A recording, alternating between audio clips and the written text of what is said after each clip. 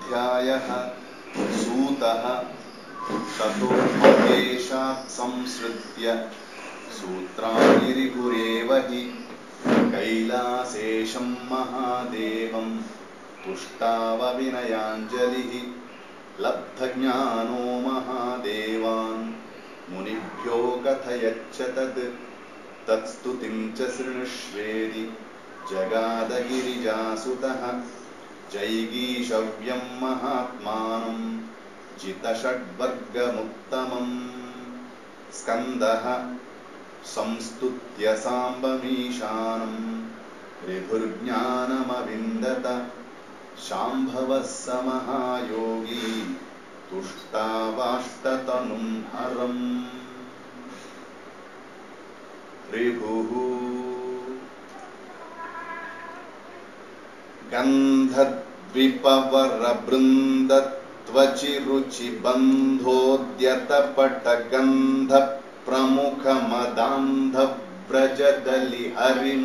गन्धद्विपवरबृन्दत्वचिरुचिबन्धोद्यतपटगन्धप्रमुखमदान्धव्रजदलिहरिमुखनखरोद्यत् स्कन्धोद्यन्मुखबन्धक्षुरनिभनिर्यत् रसदस्रभिन्दं नगधरविन्ध्यप्रभशिवमेध्य प्रभुवरमेध्योत्तमशिव भेद्याखिल जगदुद्यत् भवगतवेद्यागमशिव गद्यस्तुतपदपद्य प्रकटहृदुद्यत् भवगतवैद्योत्तम पाहि शम्भो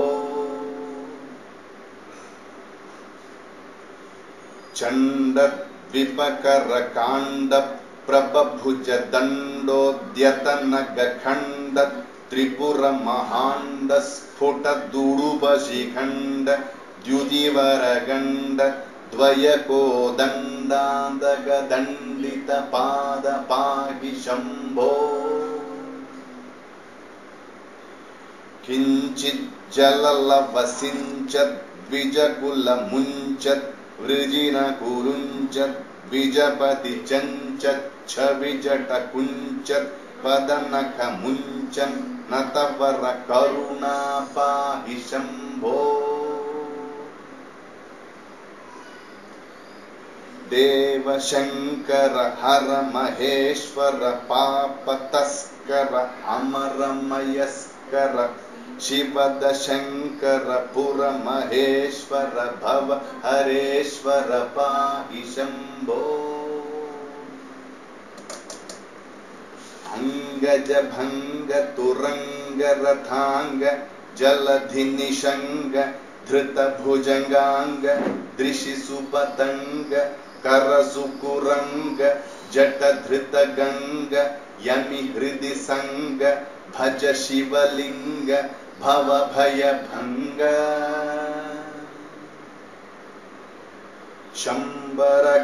शम्बरकरशरदम्बर वरचरडम्बर घोषण दुम्बर फलजग निकुरुम्ब भरहर बिम्बित हृदि चिरलम्बित पदयुग् लम्बोदर जनकान्तकहर शिव बिन्दु वरासन बिन्दु गहन शदिन्दु वदन वर कुंद धवल गण वृंद विनत भव भयहर परवर करुणा कर फणि वर भूषण स्मर हर गरधर परिपाहि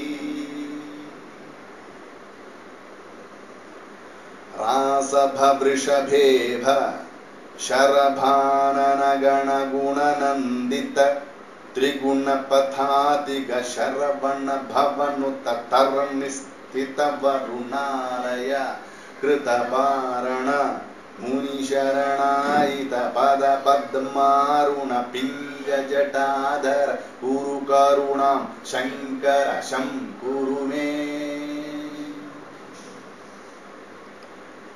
जम्भ प्रहरण कुम्भोद्भवनुत कुम्भ प्रमथ निशुम्भ द्युतिहर बिन्द रणगण डिम्भायित सुर तारकहर सुत कुम्भ्युद्यत पद विन्ध्यस्थित दिति मान्द्य प्रमदान्ध विपवर कृत्ति प्रवर सुधान्धोनुद బుద్ధ్యాగమ శివ మేధ్య తిథి వరద మమ వంద్యం కురు దివసం తవ పూజనత పరిపాహి శంభో కుంద సదృశ మకరంద నిభసుర బృంద వినుత కురు వింద మణిగణ బృంద నిభాంగ్రిజ మందర వసదిందు మకుట శరదంబుజ కృషగర నిందనగల సుందర గిరితనయాకృతి దేహవరాంగ బిందు కలిత శివలింగ గహన సుత సింధురవర ముఖ బంధురవర సింధు నదీ తట లింగ నిబహవర దిగ్వస పాహి శంభో పన్నగాభరణ మారణ విభూతి భూషణ శైలజ రమణ ఆపదుద్ధరణ యామిని రమణ శేఖర సుఖద పాహి శంభో దక్షాధ్వరవర శిక్ష ప్రభువర త్యక్ష ప్రబల మహోక్ష స్థిత సిత వక్షస్థలకుల్ చక్షుస్రవసవరాక్షస్రజహర వీక్షాయిహతాధోక్షజాత్మజ వరకక్షాశ్రయ పురపక్ష విదారణ వీక్షాయితసుర వీక్షాశనహర పద్మాక్షార్చన తుష్ట భగాక్షి హరావ్యయచం. అట్లాగా రిభుని శిష్యులు అడుగుతున్నారు, మాకు జ్ఞానం బోధించండి అంటే ఆయన ఏం చెప్తున్నాడు, రిభు శంభు భక్తులు మహాత్ములు ఆయన మీ నుండి దాచవలసింది ఏమీ లేదు, మీ నుంచి నేనేం దాచను. ముక్కంటి ప్రేమ నివాసము నుండి వీక్షిస్తూ మీకు సర్వం చెప్పాను. ముక్కంటి అంటే త్రినేత్ర, పరమశివ త్రినేత్రుడైనటువంటి పరమశివుని ఆయన నివాసం ప్రేమ నివాసం ఆయన పేరు, ఆయన ఇంటి పేరు కైలాసంలో ఆయన గృహం ఉన్నది. ఆ గృహం ప్రేమ నివాసం, అది ప్రేమిక నివాసం, ప్రేమ నివాస కర్త. శివం అంటే ప్రేమ, అన్బే శివం అని ఒక తమిళ. అక్కడి నుంచి చూస్తూ నేను మీకు అందరికీ చెప్తున్నాను, మీరు నాకేమీ ఇవ్వక్కర్లేదు, నేను ఇచ్చేది తీసుకోండి. ఇవి శంకర ప్రోక్తములైన విజ్ఞాన సూత్రములు, శృతులైన వేదోపనిషత్తుల శిఖరములందు ఉదయించాయి. బ్రహ్మవాదుల్లో శ్రేష్ఠులైన వారు ఈ శివజ్ఞాన మహోదయమును వీరులు విందుగా is a piece to your ears. వీంచే శివభక్తి నంది జితేంద్రులే సంసారం దాటుతారు. ఆ మహాదేవునికి నమస్కరించి ఈశ్వరీయ విజ్ఞానం వసించు. ఇప్పుడు కూడా అది ఆయన సొంతమే. నా దగ్గర ఉందండి, మీరు ఏదో అడిగారు, నా దగ్గర ఉన్నాయని అంటే ఆ పరమేశ్వరుడు ఇచ్చిందే మీకు ఇస్తున్నాను, ఇది నా సొంతం కాదు. పరమేశ్వరుడు ఇచ్చే ప్రసాదం ఇది. ఓ ప్రసాద్ आपसे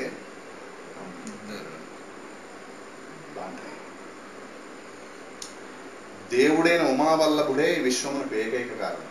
ఉమావల్లభ, హస్బెండ్ ఆఫ్ ఉమా.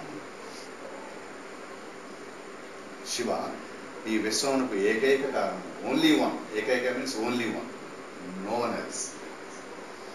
జడస్వరూపమైన ఈ జగత్తును వెలిగించుతున్నాడు. ఈ ప్రపంచం అంతా కూడా ఏ సబ్ జడ హై, ఏ చైతన్యమే. రాయి ఉంది, ఇది జడం. ఇది అట్లాగే ఈ ప్రపంచం అంతా కూడా, కనపడే ప్రపంచం అంతా జడ స్వరూపము. అది అంటే మనందరం కూడా ప్రాణం ఉన్నట్లు, చైతన్యం ఉన్నట్లు కనిపిస్తాం. అట్లా కనిపించేలా పరమేశ్వరుడు చేస్తున్నాడు.